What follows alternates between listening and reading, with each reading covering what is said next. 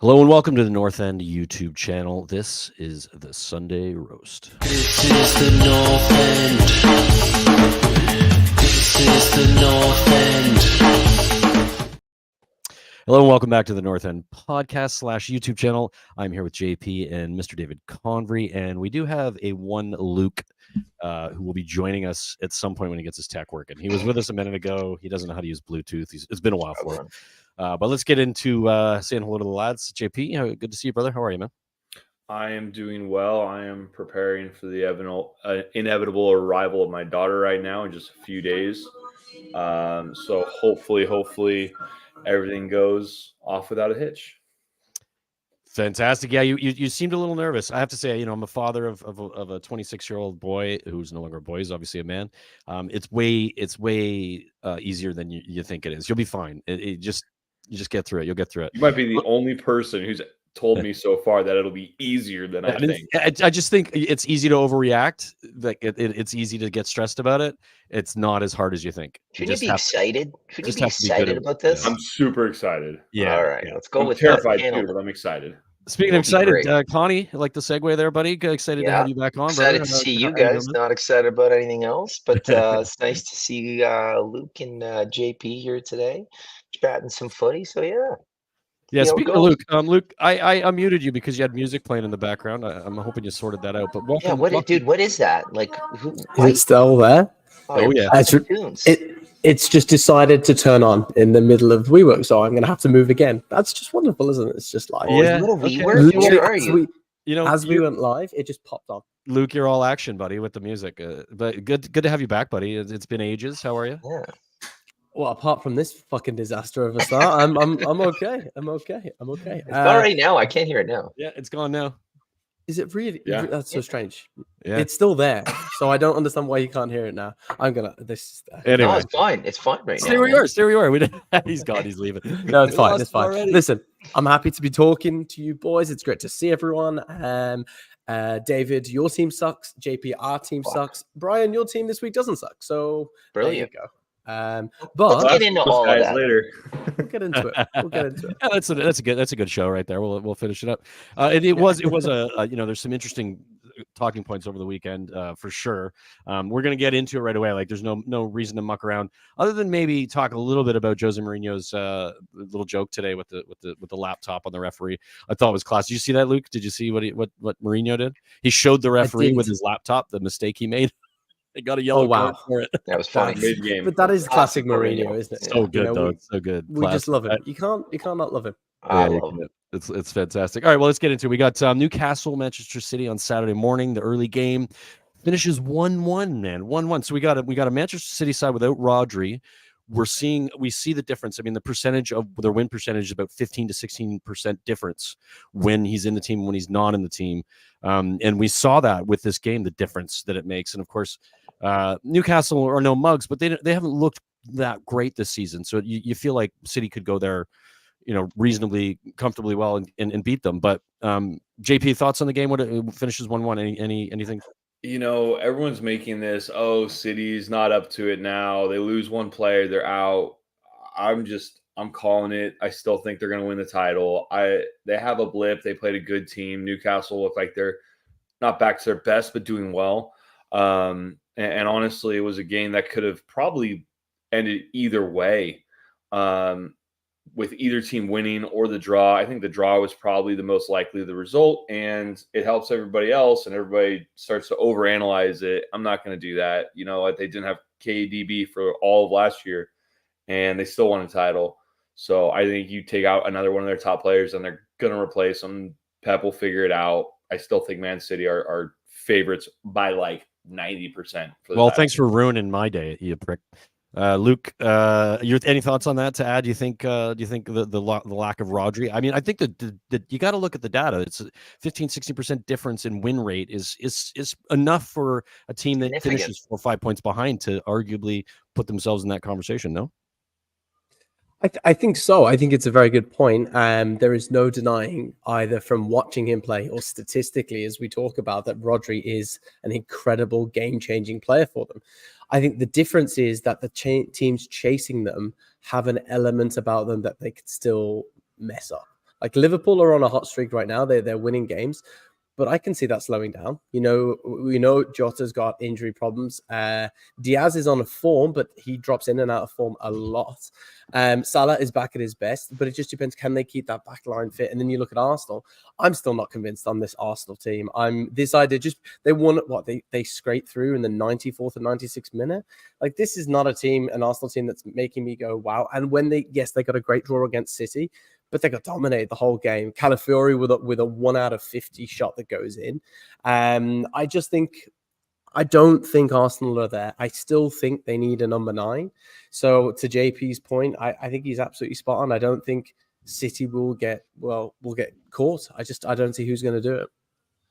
Connie? Yeah, I'm not necessarily disagreeing with that, but I mean, JP's comment where he's got it nailed. Rodri is arguably their most important player. I would probably make the argument that Haaland is their most important player because of the goals. They sold their striker for $100 million in the summer. They've gotten rid of a lot of goals over the years. I don't see the goals popping in from anyone other than him right now. Rodri's the glue. I think it's going to be a massive impact. But you know what? Luke hits it on the head.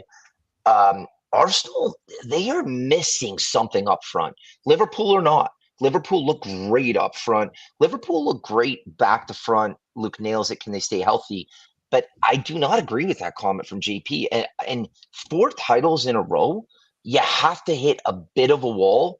Your most important player who keeps it all ticking being gone. I think Odegaard missing for Arsenal is huge. But I do want to call out a performance in this game that was absolutely, like, if you were just a neutral and you were like us who enjoy playing football, that Bruno Guimaraes, he was man of the match, and he was an absolute treat to watch. And truthfully, outside of that mistake from Trippier, Haaland didn't get a sniff. City were not that great. I agree with JP. I thought that if anyone, yes, either or could have won it. There was chances at the end because Joel Linton was giving them everything. But if anything, Newcastle were the better team. But you never want to see a player injured. But the fact that Rodri is injured, I think it will make any potential title race that much closer. Yeah, Like, I you know what agree. mean? So if I'm going to just quickly add to it, I mean, I do think City are still favorites, but Yeah. I think we will see a decline, and I think the key to determining whether another team is likely going to get there or not is if they can, if an Arsenal or a Liverpool can put a proper run together, and make them push them to stress out. And of And course, stay fit. Pep will probably find somebody in January who will come in and fit that bill, and they'll spend the money and they'll sort it out. But maybe too late. It's hard to say. Like, it was really a massive difference in quality between what we've seen with Rodri and the team and without him. And like you said, David, he is the glue. There's a difference between losing a player that, a striker, a creative player that you have enough of them, you can kind of mix it up and find other things. But to lose your number 8, your key 8, that player that ticks all the boxes and keeps the players moving and keeps them like properly ticking. It was obvious watching that game that he's going to be massively missed, and there's not a player on that side that is going to do what he does. So it'll be interesting to see how it pans out. I do think they're still favorites, but it would require an Arsenal, who I agree is also not nearly as good as people give them credit for. I think Liverpool will probably be the team that maybe pushes them if they can keep it up, but it's going to be hard to say whether they'll be able to do the same. We saw that game after the international break. They came back and they were god awful. So they have it in them to have shit games and drop points, and there's a possibility that would happen. All right, let's get on the next one. Forest at home to Fulham, lose 1-0 to Fulham. These two teams are like basically in the same play spot on the table. Yeah, playing some pretty good football, each of them, but not necessarily able to get over the line all the time. Have had difficult starts.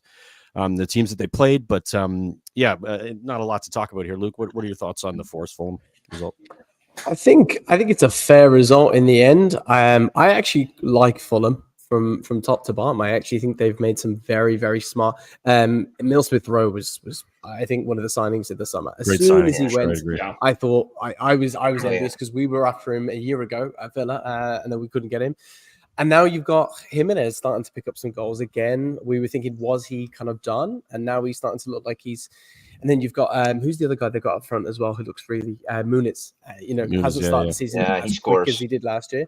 But then you look at the players that are actually doing it, and I think the last couple of games, I think Emile Smith-Rowe scored last week, and the assist came from Iwobi.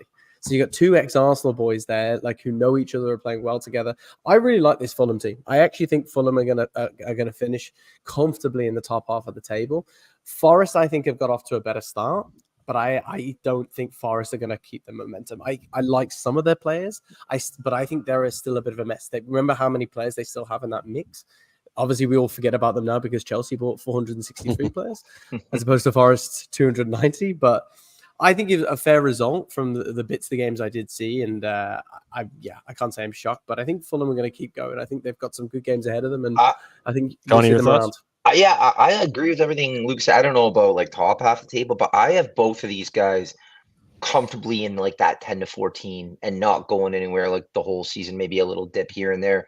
But everything you said and agree, but you could say the same thing for Forest, like Callum Hudson-Odoi, Alanga, like kind of like I think Brian, you and I talked, like they've picked up scraps that are Some coming good players. They're coming squad good at players on that side. level, Yeah. right? Like maybe they're not like top tier like Arsenal or Chelsea, whomever, but they're good footballers and they're coming good for these teams. And yeah, I think they've both done well and fair result.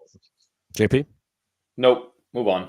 Love it. I love it when you don't have anything to say. I got Everton nothing. get their first win of the season against a struggling Crystal Palace. Palace have been really man. crap after losing Elise to Bayern, who's doing really well over there. Can we talk about him for 30, like not Sure. even 30, I mean, like, 10 I'm seconds sure of bringing Bayern that up. Munich? It's He incredible looks like what the he's done. best player in the world. Like The have you drop him? off though for Palace, just to quickly Yeah. to talk about this game, and you can talk about Elise when we get to you.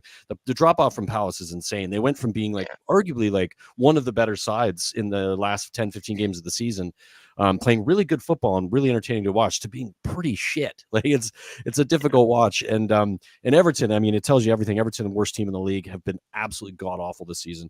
Let's start with you, Connie. Thoughts on the 2-1 win for Everton, and Palace without having really anything to say on the pitch when it comes to I think attacking. both these teams are terrible. Like I think they're both. You want to talk about that 10 to 14? I think you're talking. bad. These guys are probably. I think it's relegation fodder for both of them. I think they both might be near that bottom, and at certain point it says the season dropping in. Like Elise carried them kind of in a way that Zaha used to, like the last couple of years, and they just look horrendous. And yeah, Everton. I mean, we've been talking to them since the beginning of the season. Like, I think that they might be in that relegation battle the whole year. Like, they're not good. If they get relegated and they move into a new stadium, and I mean, the just is epic, absolutely epic for them. For good luck, for good for them to have a new, like, they got bought out, or obviously, so that's a massive help, arguably. But is it in time, and did they do it in time?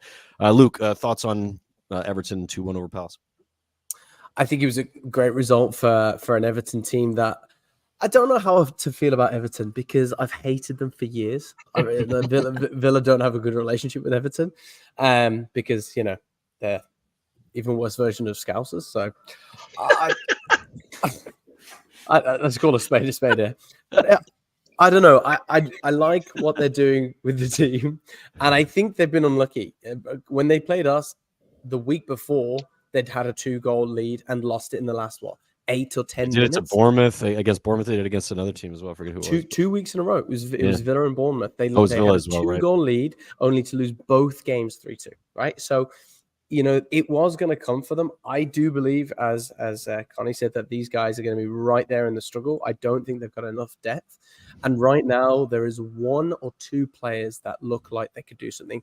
Dominic Calvert-Lewin looks like he's having a bit of a renaissance, which I'm happy for, because I always liked him. I like him as a player. I think he could arguably be in a top 6 side, not as your first 9, but as a solid bench 9 who could come out and if he goes on a run, you put him in Europe or in a cup, and you're going to get points from him for sure. He's had injury problems too, right? He has. He's struggled pretty heavily again. Last season. He seems like he's coming through his injury problems. Yeah. Great. Yeah, exactly. Similar to what's his name at Fulham? Jimenez. Yeah, thank you. It's similar as well. It took him a while to get over it, but starting to see the better version of him. I noticed. I would say the only other guy I was going to say was Dwight McNeil. I think Dwight McNeil went under the radar the last couple of years. Like, we saw that he had potential when it was at Burnley. He was there, and then obviously he makes this move. Now Villa was sniffing around McNeil. We were linked heavily with McNeil, and there was money involved, and there was talks. It just never came off. I think he's a very good player. I think he's far, far too good for Everton, but he is dragging them. Didn't he score 2 goals? I think both goals. Yeah, like 6 or 7 minutes. So Those Yep. are the two players. Without those two, either of those players, especially without McNeil, I don't see a whole lot. When we played Everton, what did Unai said? He said it was the worst 45 minutes he's seen as the Villa manager. And we've had a couple of stinker performances. That just shows you how useless that Everton team is, and we were 2 down against them. So without a couple of sparks, I don't know. I think I see more from Leicester. I see a little bit more from Wolves, although they're bottom of the table. Southampton, I think, are going to struggle. Ipswich, well, I won't get onto that yet, but yeah. We'll get there. JP, thoughts on the Everton 2-1 win? Yeah, you know what? I think Crystal Palace is kind of getting caught. I think they're getting in trouble for the sales they've made over the last few years. They sold that guy to Bayern. I forget his name off the top of my head. But you know who they sold that no one's mentioned is they sold Anderson to Fulham. I think that's a big miss. And that, to me, is a huge miss, because if you bring in somebody that you think is going to be your center back, who's going to lock it up, and it doesn't happen, you're in trouble. And I think that's kind of what's happened to Crystal Palace is they brought in people to like shore up the defense, and they sold one of their best defenders, and it hasn't worked out, and they are struggling because I think Anderson brought him a calmness to a little bit of possession with their defense. Good with the ball at his feet, for sure. He's good with the ball at his feet. I think he brought them some type of aerial stability as well. He's just a really good center back, as like a solid, top half of the table starting center back, chips in with a few goals here and there. Good passer, good range, good size, good physicality, all of the above. And not having him now is like, we might have made a mistake with that. FFP, they had to sell him, right? Was one of I those? think there was issues with it for sure. I think the one thing that Palace do have is I like their manager, and I like the way he plays football. And maybe it's going to take a few games for them, like in the season, with some of those new players for them to kind of get the system that he wants to play. So maybe there's some hope for Palace to get out of that, but they look like a relegation team at the moment. Yeah. Connie, you wanted to chat a bit about Palace without Elise and sort of him and what he's doing in Europe. Yeah, he's unbelievable. He looks like one of the best players in the world right now, but I'd say we've spent way too much time on Everton and Crystal Palace. Let's get to Chelsea. Yeah.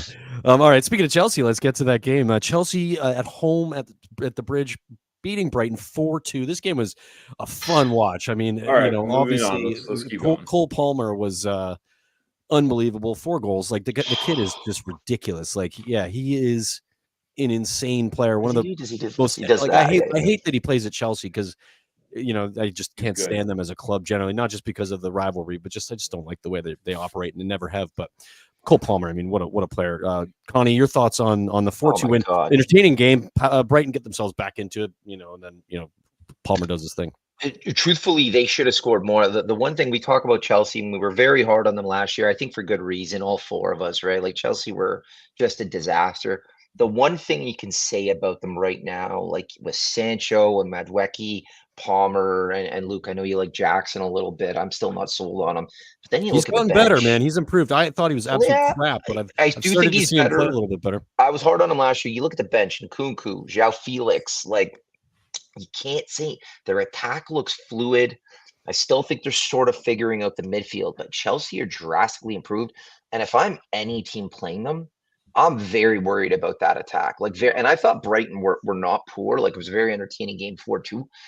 We're going to talk about Spurs later on. Chelsea could have had 6 or 7 in this game as well, but the story is Cole Palmer, 4 goals in the first half, Premier League record.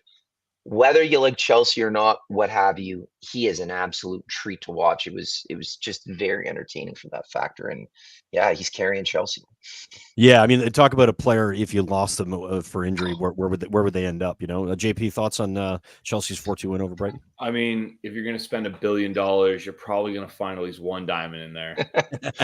It's true. It's true. Like the amount of money they've spent, and now literally one player is making it all click for them. They're really lucky to have him. I'd be really interested to see what would happen if he got, a red card for 3 games or an injury for where he was out. But I'm also saying that because A, I hate Chelsea, and B, they look scary good in attack right now. Like they might have the best offense in the league right now. They're deep. Honestly. Yeah, I mean, I They're think deep. I don't think the numbers bear that out. I think but I think the eye test does. Like they especially in that game and some of the other like the Wolves game 6-2. Like they just looked relentless and had the ability to just like the counterattack was insane and they just Their scored. counters are just That's the good. part thing about Chelsea that they're going to struggle with, and you saw that in this game, is their defense is still pretty shit. Not So good. they can be got at, and if a team that has a good offense, and not no Brighton aren't mugs, but they aren't like a Liverpool or even a Spurs right now, or an Arsenal when Arsenal are ticking, which they haven't really yet this season. They can be got at, and so I think Chelsea, as much as they'll maybe score more than any other team they play against like sort of the regular average teams, I don't think you're going to get that every week in week out, and I think they'll suffer against some of the bigger teams. So they're going to be good, but they'll need to fix their defense if they're going to be really good. And yeah, they're fun to watch entertainment wise from a goal scoring perspective. Luke, what are your thoughts on that result?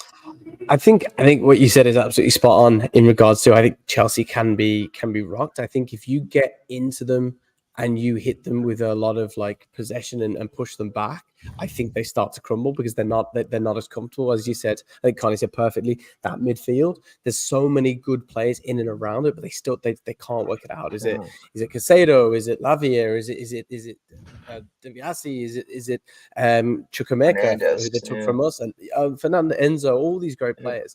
What I will say is that I do think Jackson, as long as they keep putting a bit of love into Jackson, he'll keep getting better. He's like, if you want to see that, everyone talks about legends and they talk about, club legends. Didier Drogba is one of those. Drogba had a very, he was terrible very the first season. Yeah, six goals, I think, in his first season or something. I think maybe a little more like 9 or 10, but it wasn't. Well, in all comps, but I think in the Prem he was. Yeah. Oh yeah, low. Absolutely nothing. So Jackson is doing, when you watch him, Jackson is doing what you want a player of that position to do. He's getting in. He's just not converting enough, right? And I think that'll keep going with time.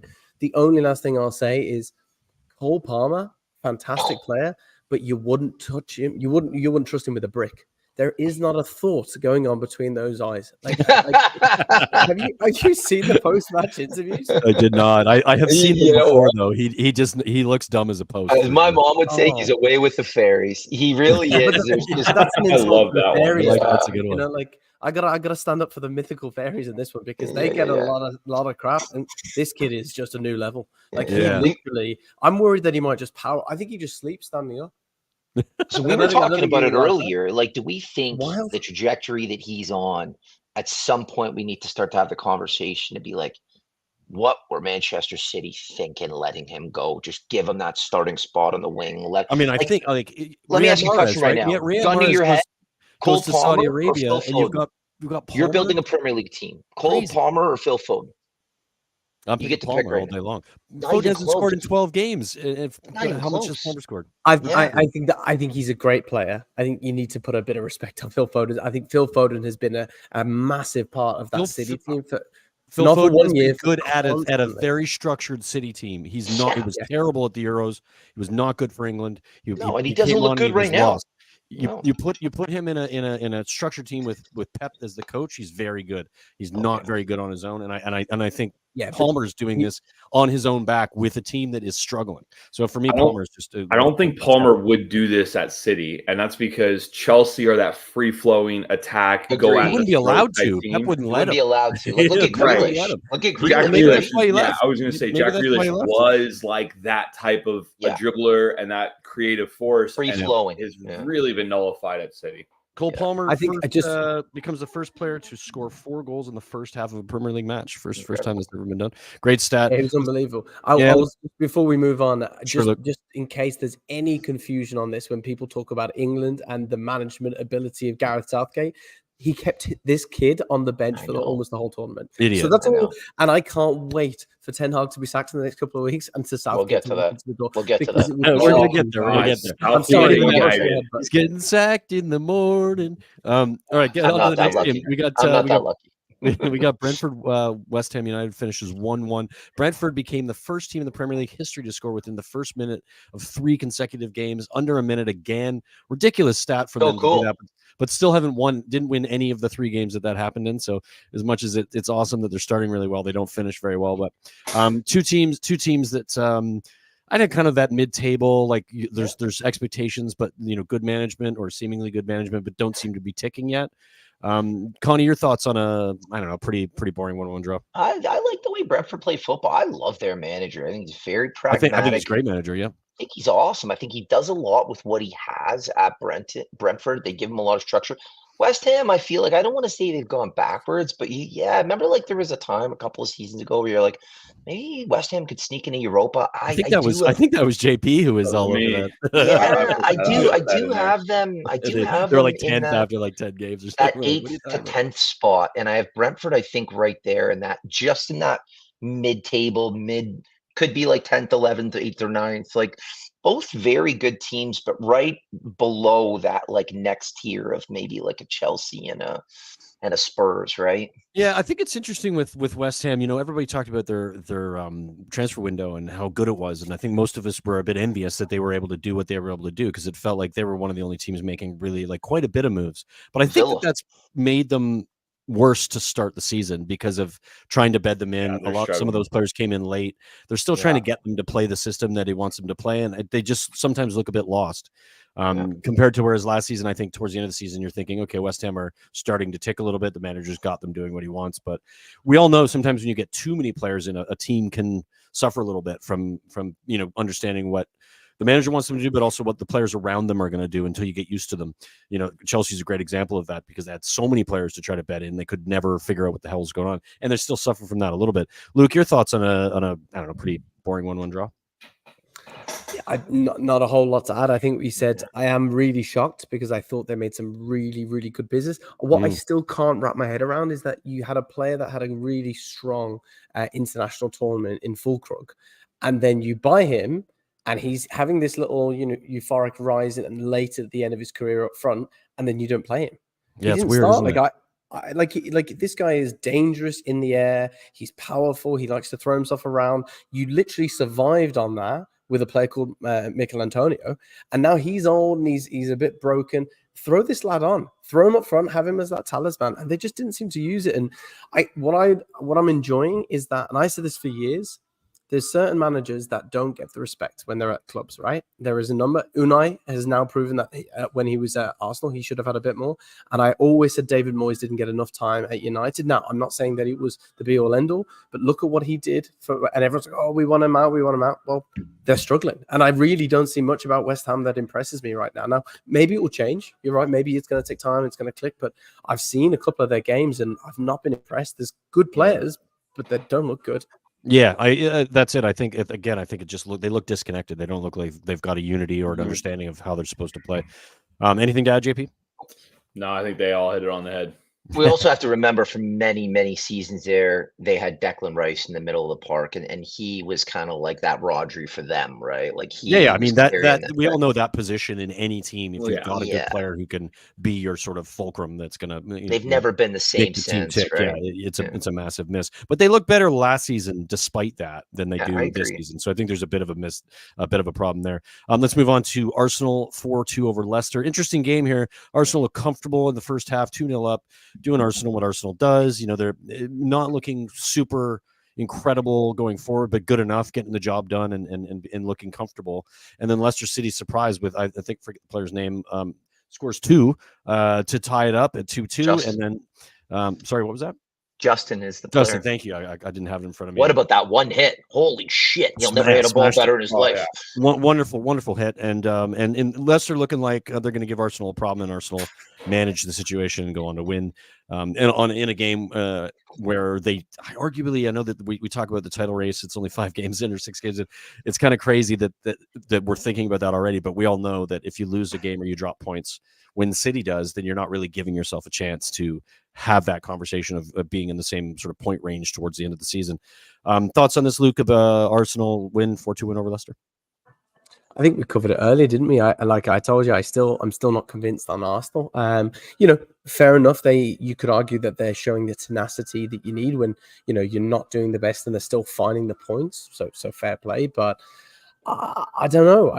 As you said, they had a good lead, and then all of a sudden, Leicester are back in this. And Leicester are on a half bad team. They've got a couple of good players. You've still got Vardy, running his legs off and giving it a good go at 36, 37. So fair play. But I think 38. He's 38. Is he 38? That's insane. 38. It's I absolutely. love that. I know. He needs to be studied for science. He didn't come into the Premier League until he was like 27, 28, right? Like, so he was young. He was old when he got to the Prem.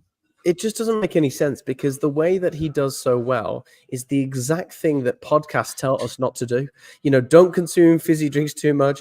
The electrolytes are bad for you. Definitely don't do Red Bulls. That is literally how he survives. That is how he's playing. Okay, but you know how you football. say about Cole Palmer, nothing's going on there. Jamie Vardy is the guy that at the club at 1 a.m. will bottle you. He is the one guy that you look at. You're like, he will shit from behind. Like that is exactly who he is. Yeah, it's true. And your thoughts on the game, Connie? Arsenal 4-2 over Leicester City. What are your thoughts on Arsenal as well in regards to sort of like the? I think they're overrated. I think they've been overrated for a couple seasons. But what are your thoughts on it? You're not Paul, right? They don't have. I do think they play excellent football. They're the best defensive team. I think their midfield is. I actually think they're the best midfield in the league. But they don't. To Luke's point, they don't have that finisher. Like who's that goal scorer? Like Saka is not for me a goal. I think Trossard, if anything, is chipping into the goals. But I want to bring it back goal scorer, like technical goal scorer. I think he's their best goal scorer. Yeah, but bring it back to we were talking about Rodri at City. I actually do feel that is Odegaard at Arsenal. And I do not think they're the same. He really is. He's the glue at Arsenal. They're missing him a lot. And I think it was Luke or you, Brian, that said it. You do need to win these games, to win titles.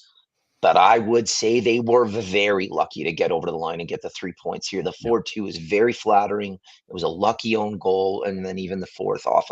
So it's one of those where you're like, whew, thank God we got the win there, but not convincing. I don't know. You got to get the 3 points, but I just don't know where the goals are going to come from week in, week out. No, Liam, absolutely not. We don't want Arsenal to win. No, Liam, I'm on board with that. Some people do here. For me, it's the 2 goals. The scoreline's a bit off as to what the game really played out as an own goal to kind of get the third and then the fourth goal in the last minute of the game. But Arsenal, I agree. I think Arsenal really good defensively the best team. Spurs went at them at home like a few weeks ago. And we own them possession wise. We owned their midfield. We had way more chances, but their defense was just rock solid. Really hard to get by. They cut off all the in between the lines. Everything is really, really difficult to break them down. And they're basically like just a glorified Stoke. They look really, really good at parking the bus, and then they get lucky going forward. That's kind of how they're playing. It's working in this case. Maybe that's a little loose comment there. They get. I'm having fun with it. Okay, Connie, shut up. Okay. I wasn't sure if it took you a while. I thought somebody was going to shake their head. Well, it's just a bias comment. Lucky going for. I know, I'm just having a laugh. But yeah, I don't think they're as good as they've been given credit for. In especially this season, I do think you guys make them out to be. We got to talk about. Hear me out for a sec, Connie. I think they've been they were very good last season in periods of time where they won a bunch in a row and they had a good run going and they were scoring goals. But this season, I'm talking about this season, I don't think they look very good. I don't think they look very confident compared to what we've seen from them before. But that's not true, though. That's why I don't think there's this weird narrative that the people on the North End have against Arsenal, next to being elite finishing, are an incredible football club.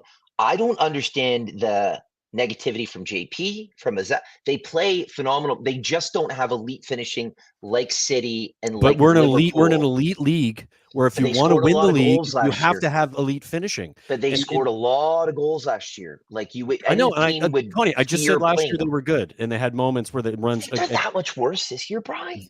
Have you looked at the statistics this year? I think it's Odegaard. They're like mid-table in most of their statistics. They've won some games by playing pretty pragmatic shit football. That's just a fact. If you look at the statistics, why didn't they buy a number 9?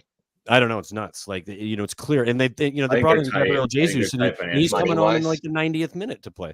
It's absurd. All right, JP, let's your thoughts on Arsenal in this game, and then my thoughts are not on Arsenal. It's on Leicester. I think it's terrible to see Leicester apparently giving so much emotion to every game. Like they aren't getting the results, but they're not playing bad. And if they don't put their heart into it right, like if they leave their heart out for a little bit longer till like the winter period, and they put their heart in around the winter period, I think they get the results. But putting in their heart against a team like Arsenal, like why are you mad that you lost that game?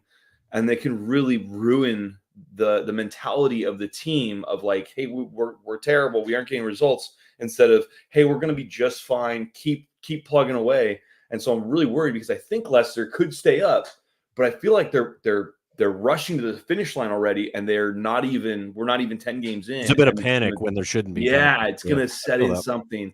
And I kind of want them to stay up because I want Vardy to stay up. I want Leicester to stay in the Premier League.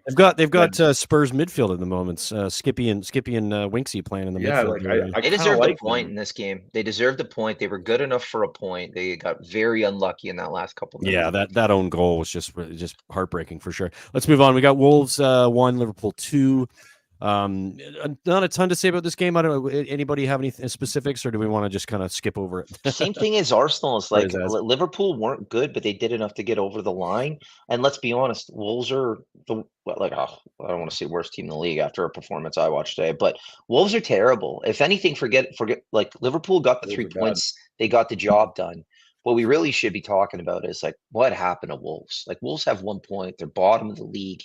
They're going this way. Like they sold everyone. Sold everyone. That's the problem. It was a fire sale, right? And don't get me wrong, from an institutional perspective, I think they've done pretty well. They made cut a lot of money from sales, but they haven't invested properly, and you can see there's a bit of talent there. But I will say, just to jump on that point, although this wasn't the best Liverpool performance, I think that we've seen Liverpool score a ton of goals in games. And I think with that firepower, we've come to expect it every week. Yeah. Whereas it's not always going to be the case. But in the time where all of a sudden Diaz has been on fire, Diaz doesn't really get a sniff. And who steps up? Well, Jota gets 2 assists, Salah gets a goal, Kanate gets a goal. Like the team. They're a well-balanced team. Aren't they? They're a good team. And Gravenberch is the only guy that Ten Hag didn't buy from the Eredivisie, and he's the only one that looks like he's the only one that brilliant. Now Slot managed in the Eredivisie as well. I mean, he just knows how to coach those players, obviously, and Ten Hag does not. All right, let's move on to Sunday. We've got Ipswich Town versus your boys Villa. This was an interesting game. Ipswich, they're like the who was it last? They really are the tractor boys. Yeah, they are the tractor boys, but they actually play pretty fun to watch football. Like they put everything out on the pitch. They're like, it's a fun watch. I like watching them play. It's they're going to give up goals, but they're going to create, and they're going to give teams a hard time. Fun watch. What do you think, Connie? What was your thoughts on the two? Well, I think this is drop points from Villa. Like they go down early. They tied up reasonably quickly. Then Ollie Watkins gets a classic Ollie Watkins goal. Delap missed a big chance before he scored as well. But like this is a game I just want to preface it. I've been very impressed with Villa this season. I like who they've signed. I like the way they play football. I thought last year was phenomenal. They're kind of like that team, like it's hard not to like them, right? Like if you're an absolute neutral and you started watching the Prem in the last 12 to 18 months, you'd be like, you know what? There's something about that Villa team. I don't think Ipswich are as good as we're kind of making them out to be. And it's drop points for me from Villa. Yeah, you got to be a little bit more clinical in front of net. But I'm curious to hear what the two fellas thought of the performance from Villa. Which one of you guys wants to go first? Yeah, JP, let's hear it. Let's hear it. I think Liam put the nail on the head a little bit. Awful first half last week and on an awful second half this week. We just don't seem to be able to put together a complete performance. I feel we're a team that's like seems to always have 10 bad minutes in the game, 15 bad minutes, and it definitely kicked us in the butt today. That Delap kid is something. He is very great talented. Couple of goals, wasn't it? He's so good and he's so smooth. He's a poor man's Palmer, right? He's a bottom half of the table Palmer. And I really hope he goes somewhere when they go down. But yeah, it's 2 big points for me lost. Yeah. Because Villa really needed to get this. And I think when the games get tough, we'll look back on this and think it's 2 points missed. It could be one of those games where like you don't finish fourth Top because of four, it. yeah. You know, like it's a team that any team who's hoping to finish in that top four is going to beat an Ipswich team that are up from the championship. Luke, your thoughts on this result? Well, first and foremost, I gotta say I enjoyed JP's little bit of lag there. I felt like I was watching one of those old Cine Asia films. Where they'd like, say Killed it, my brother. and they'd be like, Okay, you. I was going to ask what was worse, Villa's performance or JP's internet. I new laptop, and I don't think there's a great. They were both shit, Connie. Reason. Connie, and don't worry about it, JP. And we know that California hasn't got much money at the moment. So Villa-wise, it's a bit of a tough one because JP, everything he said was absolutely spot on. So Villa this season have conceded joint 7th worst for the most goals conceded, and that is tied with the likes of Crystal Palace, 9 goals conceded. So a massive issue, and it's great that you're watching the games, kind of saying, "Hey, we're playing well," because we're playing certain, like Rodgers is a absolute monster of a player. He's destined for greatness. There's no two ways about it. Good player, but defensively, we've gone from being a real strong team to all over the place. We can't seem to kind of get that solidification. We had Diego Carlos. If you needed more of an example of a player that just is not cut up for it, the second goal that Delap scored today was I'd be pissed off if you or JP did it in a pickup game. Like stood straight on, he does one little step over and he's fallen over himself. And that's it. Like it's that it should not be that easy to get past a Premier League defender. It was absolutely mad. And Liam's mentioned there all the Cash haters. Listen, Liam, I don't think Cash is good enough still for where we want Villa to be, i.e. Champions League, where we are now. However, based on what we have and what we're having to play, it kind of goes, well, we kind of need him because what it happens is Konza is the best player in this team from a defensive perspective. He's one of the best English centre backs. I've said it for years, and the only reason he didn't play more in the tournament was because Gay has been an absolute insanely good player. You were an early adopter of Konza. You really were. I saw him. I saw him on this show. You were early on. You actually. Everybody was talking Mings, and he was talking Konza. It was JP and I going back, and JP was Mings. And listen, Mings was great. But Konza, I said it, Konza always had a bigger roof. And what happens is now we're having to play Konza out on the right, where he did for Brentford. But he's such an intelligent, smart centre-back who controls play. We have to, and we've got Bayern on there on Wednesday. He has to be back at centre-back. Otherwise, they could put 7, 8, 9 past us. Harry Kane hat-trick coming in. Yeah, he's injured. Well, did he get injured? He got injured. He's going to be back. I think Kane said he's going to be good for the game. But listen, we picked up a point, so there's a positive to be taken there because at one point in the game, I thought we were going to lose that as well. It is a bad result. It is a chance to go top of the league that we've missed out on, right? But we still have had some good performances. I just hope that we just get back on it next week. That's all we can hope for because it was a bad performance. Yeah, I mean, I think Villa, as Connie said, I think Villa are a great side. Playing great football, well managed. They just have these little moments, these little blips here and there where they look like where did Villa go? They just don't look like the team that we're used to seeing week in, week out. They'll have like you said, a first half or second half, they just kind of shit the bed. You're like, where did that come from? You guys were so good, last week or whatever it was. Like when Spurs went there and won 4-1, it was like, who are we playing against? This team is crap. But you guys had, been far better than us in much of the season. So it's a tough one. It's a couple of drop points. I think hopefully it doesn't burn you.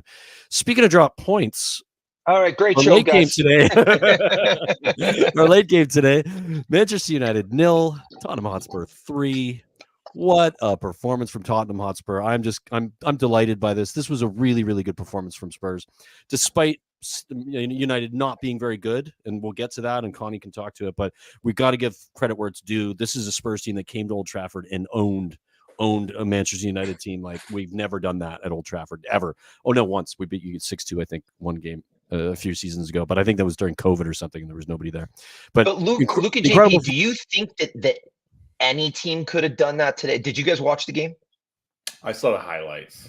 I I take thought that back. Spurs I were watched about phenomenal. 30 minutes of it. I thought they were phenomenal, but I think the way United played that a lot of teams could. But Spurs players like that Van de Ven, holy The Van de shit. Ven goal. So it wasn't even Yeah. his goal; it was the assist. But the Van de Ven run. It's the second time he's done it this season. He did it for Son as Yeah. well. From one end of the pitch to the other, the kid is lightning quick, So and fast. he just burned through the entire side. But to put that cross in that accurately after running an entire length of the pitch, like through the entire United team, and then Brennan Johnson popping the goal. And Brennan Johnson 4 goals in 4 games. Dominic Solanke 3 goals in 3 games. We're ticking. We're starting to score goals. We're starting to finish. Watch out, man. This team will become very much in the conversation of that top 4, potentially top 3.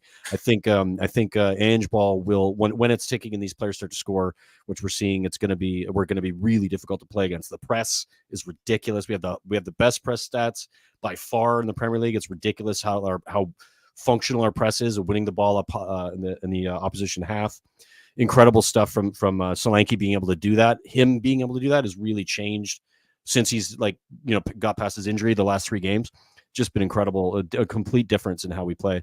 I just had to get that out, obviously, because it was a really good day. I really enjoyed it, and I'm really excited to see where Ange is going to take this team this year. If we can remain relatively fit, I do understand there's a lot of football to be played and there'll be injuries, but Sonny didn't play in this game either. Our captain and our best player, not in the side, and we could have arguably should have won this game 6-7-0.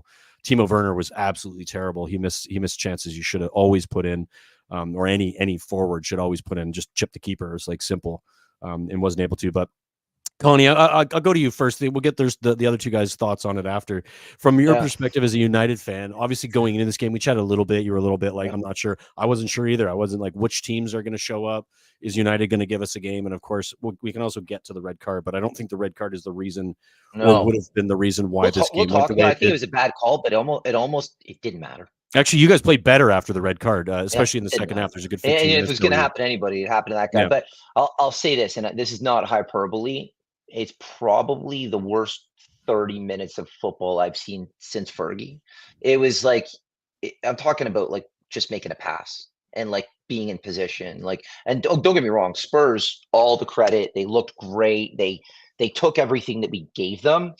But like, you look at the money spent and you look at the players, and there's some good players there.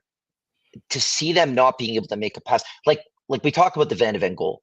Rashford just has to touch the ball by him, and we potentially have a 2-on-1 and It was his first touch was heavy, and because of it, Garnacho runs away. So what you see on the field is 11 players, and I think I said it in our group chat.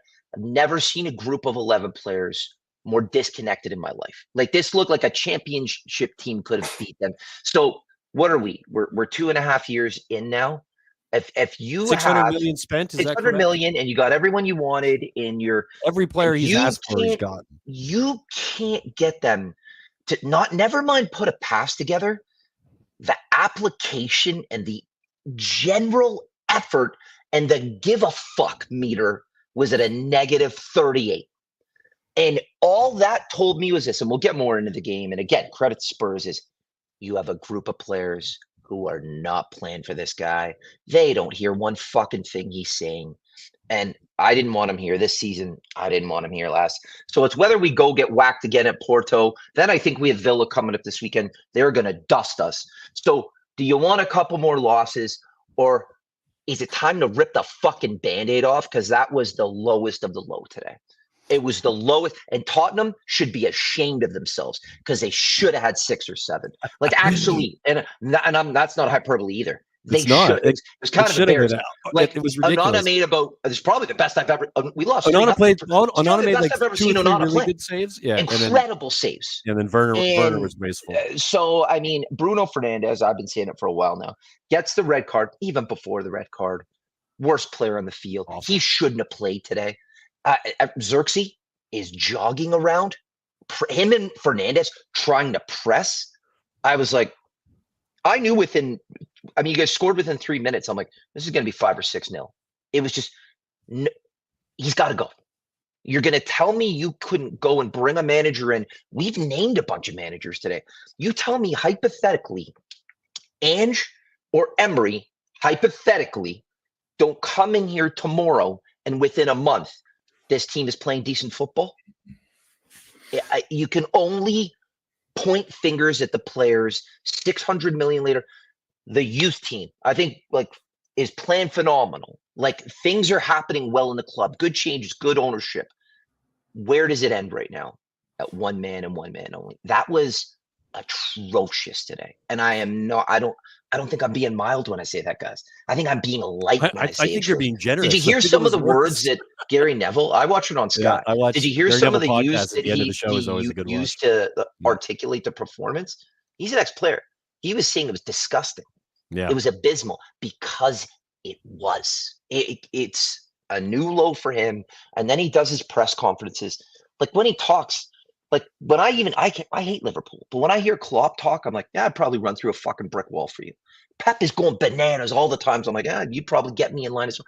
I wouldn't follow this guy into a pub.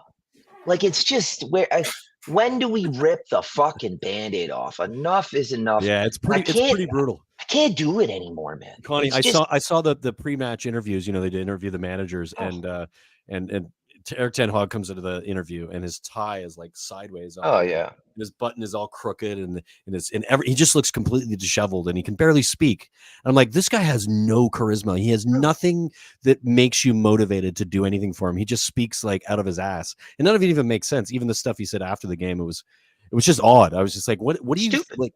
No, we're all together. We said we're going to be together. There's no sacking and all this like stuff, and you're kind of like, you know, like that's a manager who knows he's going like at some point in the near future. Today you could see that he knew it was the end, and then you see Andrew, like, you know what? That's a guy I'd sit down and have 12 pints with. We'd have a great time. Yeah, and we'd have a great time. Andrew's incredible at motivating players and getting everybody kind of behind him. So, and I think Emery is a good example of that too. I mean, obviously, there's his Spanish accent's going to be a bit funny to hear sometimes, but he's passionate, man, and he knows the game, and he gets players to play for him. And Eric Ten Hag is he just doesn't have any of that at all. Is there a comment you want me to put up there? Ten Hag is always has the deer in headlights look when he's asked questions about something he doesn't want to talk about. Yeah, it's funny. It's true. It's 100% true. He does. Deer in the headlights is a great way to put it. And that's exactly how he's managing. He just doesn't really see where he's going. Luke, your thoughts on this game, 3-0 for Spurs? I think there's two things here. There's number one, it's an absolute delight after the years of insufferable United fans. I would agree with that. 100%. We've had 10 years of us being shite already. Like, how many more do you want? Another 10 and we're maybe close. Maybe close, you know. Least, but listen, Connie knows how much I love him. I love Paul. Like, it's getting to a point now. It's like if you went around to see your friend, and your friend and his family had this old dog that was like blind as shit, throwing up everywhere, like just pissing. Put him down, baby. Put him down. And you were like, I'll take it for the walk. You know, give it the Dwight Angela cat routine, because this is a travesty. There was a guy I sent. We got to clip that one, Luke. We got to clip that one. We definitely got to. There was, in fairness, there was one lad was interviewed. I think it was TalkSport. I sent it in the group earlier, and he makes a comedy, and every comedy is spot on, right? And he said what Connie said about, the club's looking better, the youth are flying, and then we get to this, and it just isn't working. But he said one thing, and it's absolutely spot on. He said it's so bad. He said he's now managed to turn Fernandes into the type of player that we've seen over the years at United. I saw that. Great players that we've made into trollop. And you have, because as much as I detest Fernandes, right, and all of the teams because of the shithousery he comes away with, you got to, like, he's been an iconic, inspirational player for Portugal. He has had some phenomenal moments. United, Luke, he was incredible. I was like, oh my God, stats were unbelievable. Like, how do we miss this guy? He's so good, Yeah, and now you look at him, and it's like, it has to, as Connie said, the buck has to stop with the manager. Yeah. And as much as we moan about other teams, and Chelsea is still, this could go terribly wrong, but they have ownership that said, hey, this is our way. And next thing, Pochettino's at the door, and we're all going, what? And now they brought this new guy in who knows what the agenda is. He's very, very down the line when he's talking. He's like, hey, this is the reason. He said, yeah, this guy, they're all training under 21s because they're not needed right now. And he's no nonsense. Whereas, as you said, Ten Hag, every time he gets in front of a camera, it's like he doesn't even know what's going to come out of his mouth. He's a flake. He's a flake. He is a flake. And he's I won an FA Cup. And it's like, this Oh, guy he's is got to stop surviving. One with more that, trophies though. He then. keeps going on about these trophies. Like, Oh, mate, you God. finished 8th. Don't pretend like that doesn't matter a lot. And you're on the bottom half of the table right now. Like, 12th, and right? I and, think. and that performance. Like, you can't sweep it under the rug. There was no game plan. They had no idea what they couldn't put a pass towards one another. I mean, and then the sending off, and maybe they played for about 5-10 minutes where they pushed Spurs a little bit, and that was really just I was like, Spurs probably took their foot off the gas pedal Yeah, for about 10 minutes. there's a Yeah. couple of players who got a little bit tired from the pressing, and we made some changes. But and it was fine. my God, was that just like if you watch this was a different league in like Kazakhstan, and the 4 of us were watching, we'd turn around to each other at the end of the game and be like, those players aren't playing for that guy. All And right. they Yeah. haven't been for a while. It's obvious. JP, add what you got to add, brother. With my checkered in and out Wi-Fi.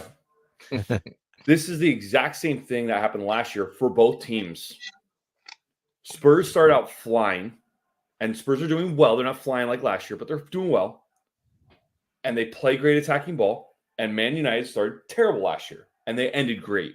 And they both switched. Are we end great? We finished 8th, JP. Yeah, there's You no guys- you guys ending went on great. a run at the end of the season where you guys had No, we weren't. several good wins. We You won the guys were FA doing- Cup.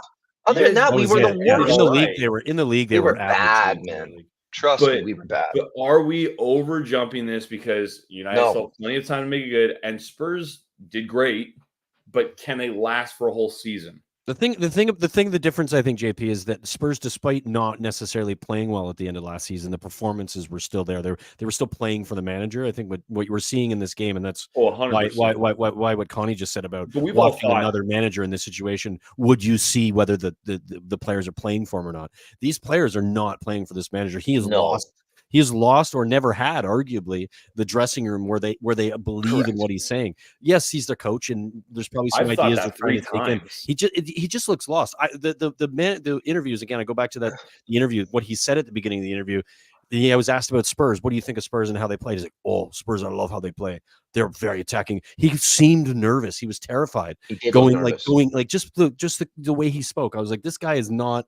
He doesn't have any confidence. A Like- manager who's going into a game at home at Old Trafford, managing arguably the biggest club in the world or one of them, does not believe in himself. Like you could just feel it, and you could see it.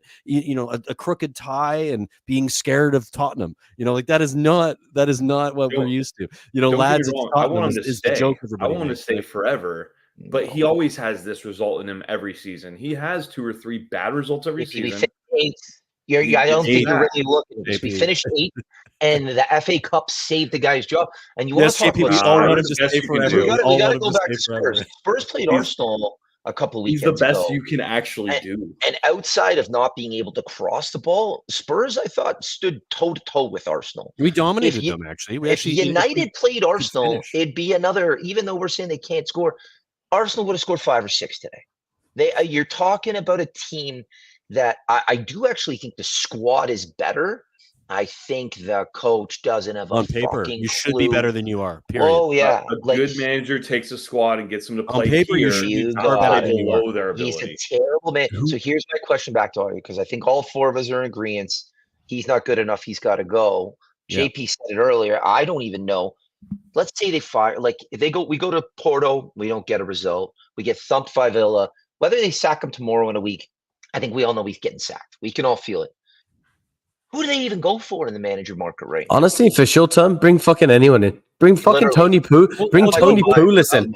Anyone Go get but David Moyes again, like anyone. no Oh no, shit. go. There's a lot of talk about bringing, going back to Van Ollie. Nistelrooy is already in the club. Just have him manage for the rest of the season. Well, You're he'll better probably be caretaker at the beginning, You're but better I off with him. like he's just- Nagelsmann. Nagelsmann, and I like Nagelsmann's a Tuchel. great show, but he's Yeah. coaching Germany at the moment. Southgate it He's has not it written going all anywhere. over it.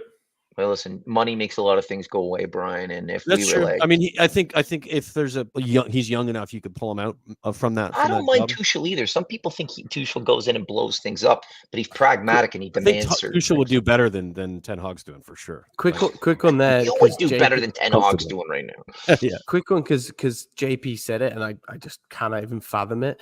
Connie, there cannot be an ounce of you that would believe that Gareth Southgate would do anything at this Oh, stage. it makes me sick to my stomach the fact that Ineos like Come him so on, much. Southgate.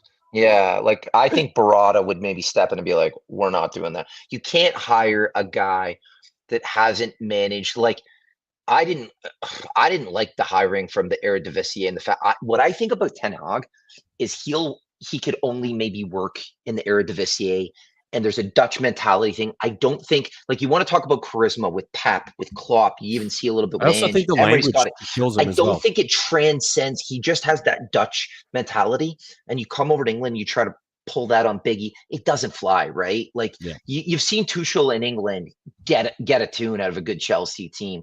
You've seen Nagelsmann. He's pragmatic manager, and you see them both in interviews, and they talk football. You're like, you're a football guy. You talk to Ten Hag, or you hear him talk, you're like, I'm not sure what's going on here, man. I didn't really understand even what you said there. Like he's I just think it's, all over the place. and I think that goes to him being successful in the Eredivisie. He probably speaks Dutch more, and he probably does. comes off like Yeah. way more articulate about the game, and his players Yeah. understand him better. But in English, he just sounds like a fucking tool. Like he does not speak well. Yeah. And in a dressing room where you're trying to galvanize a squad that's struggling, and a guy can't speak really well and motivate, you're going to suffer, and that's what we're seeing. And even if he is a good manager, right? Let's say in some world someone says he's a good manager. The net of this is two things. This group of players are not playing for him, and he's not getting, to JP's point, near enough of a level out of them. So net, when that happens, the manager has to go. You're in It's 12th. just not working. And guess what But the I say- sad part is? It's been this way for a For years. while. Yeah. Kobe Years. Mainoo papered over the cracks for him in an FA Cup final because City retired for going to the Champions League. Like, they played a lot of football. They had an off day and we beat them, and that kept him his job. Ineos went looking for a new manager because like, this guy's crap. Don't know why they kept him. Probably because they couldn't find anybody else at the time. I think they wanted to steady the ship, and Jim Radcliffe is too busy sacking all the dinner ladies and the club historian, which is just atrocious. But just one small point, and I just sometimes I can't understand. Right, there are some things that you'll see. I was studied journalism. I was in PR for it, and I look at like really good PR. Taylor Swift, world class PR. Donald Trump, world class PR. Gareth Southgate is up there with those two. Let me just tell you, Gareth Southgate managed one club, Middlesbrough, right? From June 2006 to October 2009, he had a 29.8% win record, and that is with a pretty stacked Middlesbrough team at the time. So the fact that this man is being considered for any club team is beyond belief. And if a club is stupid enough to see the fact that he had an almost 60% win record in England, because he played Luxembourg and San Marino on repeat. It's like, we beat Estonia 6-0. To be fair, just quickly, because Southgate did coach much of the younger players in England. That's probably why he got the job, because a lot of the players had come through at the under 18s. I think he coached under 18s, and so I'm not saying that that's a reason to hire him from a club perspective, but it makes more sense from an international perspective that he might make that transition because they all knew him already and there was a relationship. But from a club football perspective, there's no way he should get any team. It makes no sense. And listen, I understand that. Come on. I do understand that. And he was like Southgate. It was actually one of my favorite players growing up as a kid. Like, it was like I had a just a think of that penalty miss. Think of that penalty miss. It was painful. But the England thing made sense, but not actually. I don't think it ever made sense if you wanted England to win anything, because then there's a tenacity that is needed from managers. And I say that specifically with England managers that haven't had it. And if he gets anywhere near the United thing, you think it's bad under Ten Hag, you will be on fire. You will be I don't think he would be a permanent appointment. If he was a permanent appointment, I think like 90% of our fan base would. I think we would know, but like, I mean, serious. I think we would riot at Old Trafford, and we'd be like, "What are we doing here? Like, are we just giving up on everything now?" But I like one of the German guys. I like Nagelsmann or Tuchel. So here's my question to you guys. This is the last question, by the way. If and when it's going to be when do you think he gets his sack? When he loses to Villa this weekend. Yeah, I think that's a good show. I think there's potential for it to happen tomorrow, but I do think because it's so early in the season that there's still a little bit of rope that he's not going to be cut off yet. But I do think like another, like that's 2-3-0 losses at home, once to Liverpool, once to Spurs. If he loses to Villa, those are the direct competition you're playing against that you need to beat in order to finish in that top 4 potentially, or even in Europe in general. And if he does that against Villa, then they would be nuts to not pull the trigger there for me. Maybe even Porto on Wednesday. Like if they get beat by Porto, and I think they will. I think what you saw today is the players are dejected. I think if they want to stick with them in the next couple of days, it's going to get worse. And then, I think by this time next week, it's not looking good. Luke, what are your thoughts? Watch him get a win against Porto. Watch him scrape a 1-0 or something. Ruin my life. Watch him beat Porto and Villa, and I'm stuck with this fucking guy. That's what's going to happen. I can absolutely see. I'd rather not. I'd rather just. And he'll run you into the floor. But no, I think you've got it, and I think it's been funny watching people try and defend it. Paul has been someone that it's crazy spun stats, and I sometimes read our chats. I'm like, Paul's reaching big time. Paul, just admit that you're shit, and just admit your manager's shit. It's okay. You can. We won't hold it against you. Well, you should. You got to be transparent. He's like, oh, we have a project, and the manager needs time. It's like, Paul. He's had 2.5 years. You don't look any better. Guys, believe it or not, that's like maybe it's switched a little bit today, but usually needs to be improved. The fan base is divided, and some people are like, "Oh, give him more time." More time for what? Yeah. Are you still more time after that today when they can't even put a 5-yard pass? They don't even know where they are on the field. 600 million is what you've spent under Ten Hag. It's unreal. Like you should have. Sorry, folks. Well, thank you for watching. It has been a wonderful Sunday roast here with the lads, and Luke, good to have you back. Connie and JP as well. See you, boys. Hopefully, we'll be back next week. We'll see. We try to make it. We try to do it weekly. 6 to 9 o'clock. Sometimes we get busy, and it's tough, but we're going to try. Luke, I think this is your first appearance this season, so it's good to have you. Hopefully you'll make it next week. And thank you for watching. Make sure you like, subscribe, and all the things. Thank you, Liam. Click that notification bell so you can know that we're going to go live every Sunday at 9 o'clock. We're live. Thanks for people watching. We'll see you next time. Cheers. Bye. This is the North End.